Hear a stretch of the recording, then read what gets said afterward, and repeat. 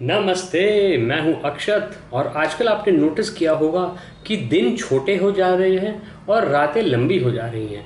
तो इसका बहुत ही सिंपल सा एक्सप्लेनेशन है कि अर्थ की जो एक्सिस है उसके अराउंड हम टिल्ट करते हैं, और जैसे जैसे नॉर्दर्न हेमिस्फेयर जो हमारा है इक्वेटर के ऊपर, वो सन के तरफ से दूर होता है, हमारी रातें लंबी हो जाती हैं और शाम जल्दी ढलती है।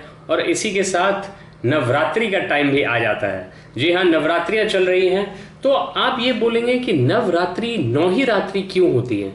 क्योंकि 9 रातों तक माँ दुर्गा ने अलग अलग रूप धारण करके महिषासुर नाम के राक्षस को पराजित किया था।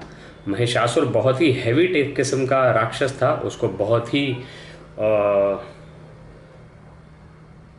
बून्स मिली हुई थी, मतलब वरदान मिले हुए थे। राइट, कभी कभी वर्ड माइंड से स्लिप कर जाते हैं। उसको वरदान मिले हुए थे कि वो नहीं मरेगा और उसको कोई आदमी नहीं मार पाएगा, इसीलिए परम शक्ति आदि नारी ने उसको खात्मा किया।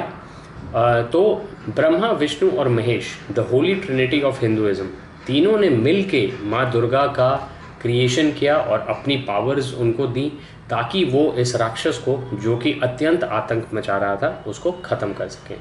सो I was looking at it कि क्या हैं वो 9 अवतार, तो नहीं बोलेंगे उनको, रूप बोल सकते हैं। तो वो हैं शैलपुत्री, ब्रह्मचारिणी, चंद्र घंटा, कुष्मंदा, स्कंद माता, कात्यायनी, कालरात्रि, महागौरी और दुर्गा। तो बहुत ही बढ़िया मुझे लगा कि ये कितने ऑल एनकम्पासिंग रूप हैं, जिनसे पता चलता है कि कितनी वैराइटीज़ ऑफ रोल्स प्ले करती हैं हमारे लिए the female form of power. And day 9 is Siddhidatri, और उसके बाद फिर ऑफ कोर्स महिषासुर का खात्मा हुआ और उसी के साथ दशहरा बनता है, विजयदशमी। ओके,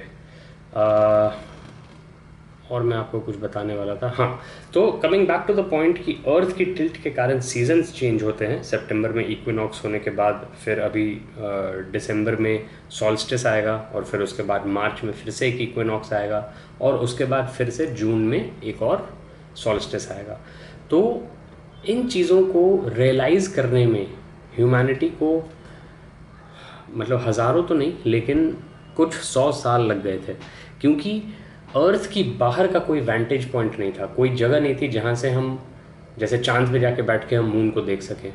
राइट, और चांद पे भी एक बार लोग चल के आ गए, उसके बाद 60 साल से वो चांद बेचारा अकेले घूम रहा है अर्थ के अराउंड, बोल रहा है भाई मुझे भी थोड़ा विज़िट कर लो। लेकिन हम तो अपने ही आपस में भिड़ते रहते हैं और वेस्ट करते रहते हैं प्रेशियस टाइम एंड रिसोर्सेज। तो इस नवरात्रि को मेरा ऑलमाइटी से यही वरदान मांगने का मोटिव रहेगा कि भाई इंसानियत को आपस में लड़ने झगड़ने से मना करिए, रोकिए, और ये जो भेदभाव वगैरह होते हैं इन सब को अपने ऊपर हावी नहीं देने चाहिए। कोलैबोरेशन, एकजुट होके progress is possible at a much faster rate, क्योंकि धीरे धीरे तो हम प्रोग्रेस कर ही रहे हैं। Which brings me to the point, space. तो इसीलिए मैंने सोचा कि आप लोगों को बताता हूँ कि बहुत सारी ऐसी टेक्नोलॉजीज़ हैं, जैसे कि सोलर एनर्जी, जो कि अब काफ़ी फैल गई है और जिसमें मुझे भी मन है कि मैं थोड़ा कंट्रीब्यूट करूँ। इंडिया को ऑलरेडी काफ़ी अच्छे लार्ज स्केल सोलर फार्म्स बन चुके हैं और बन रहे हैं, लेकिन at a deeper level, at a, I won't say an individual, but at a societal या फिर at a mass infiltration level पे मैं सोलर एनर्जी को प्रोपेगेट करना चाहूँगा, प्रमोट करना चाहूँगा। वर्ड्स कभी कभी कंबाइन हो जाते हैं, कभी वर्ड्स भूल जाते हैं, कभी वर्ड्स कंबाइन हो जाते हैं। ये फ़िल्टर जो है ना, ये कभी कभी अटक जाता है और इसको रेगुलर क्लीनिंग की भी ज़रूरत होती है, रेगुलर एक्सरसाइज की ज़रूरत होती है।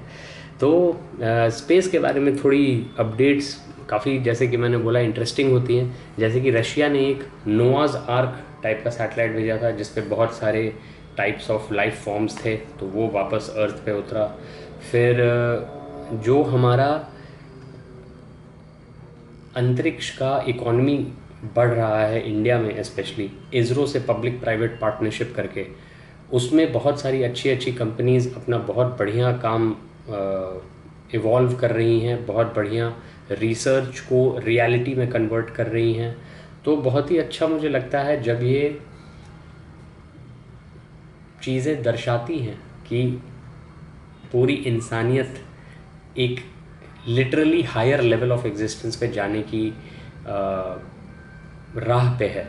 I won't say we are already there, लेकिन we are getting there slowly and steadily, very slowly but and a little unsteadily but surely we are progressing towards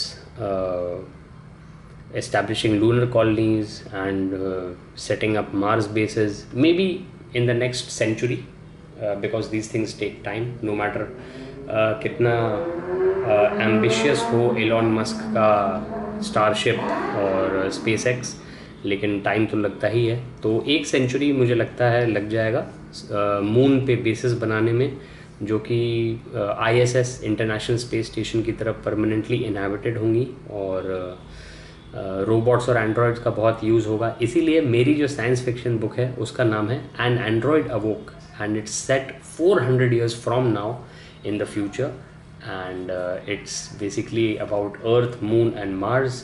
and moon में, चांद पे एक Android, first chapter में ही आपको पता लग जाएगा कि उसको कॉन्शियसनेस कैसे गेन होनी शुरू हो जाती है, एंड उसके बाद फिर उसकी स्टोरी आगे बढ़ती है। हमारी जो हीरोइन है वो है सेलिना, एक मून बॉर्न स्पेस पायलट, जिसने हाल ही में, जब ये स्टोरी शुरू होती है, उसने अपना सोलो पायलट मिशन फ्लाई किया होता है अर्थ से मार्स तक, और अर्थ से मार्स जाना और वापस आने में 2 साल लगते हैं, वो भी if everything goes to plan.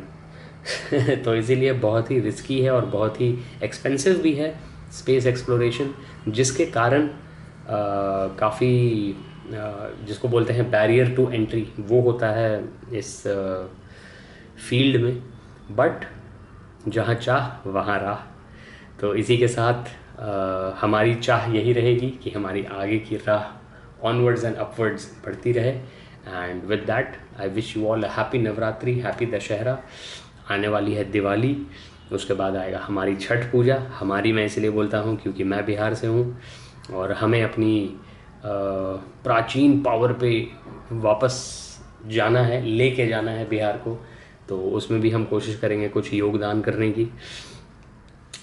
बस अभी के लिए आई गेस आज के इस व्लॉग को मैं यहीं पे पूर्ण विराम करता हूँ। आशा है आप लोगों को कुछ थॉट्स आए होंगे जो आप कमेंट्स में शेयर करेंगे जब भी आप ये देखें, क्योंकि नवरात्रि हर साल आएगी और इक्विनॉक्सेस एंड सॉल्स्टिस हर साल आएंगे। धरती घूमती रहेगी और हम जीते रहेंगे 6 hours at a time. Alright then, I am Akshat and thanks so much for watching. Take care, stay safe. Namaste. Jai Hind.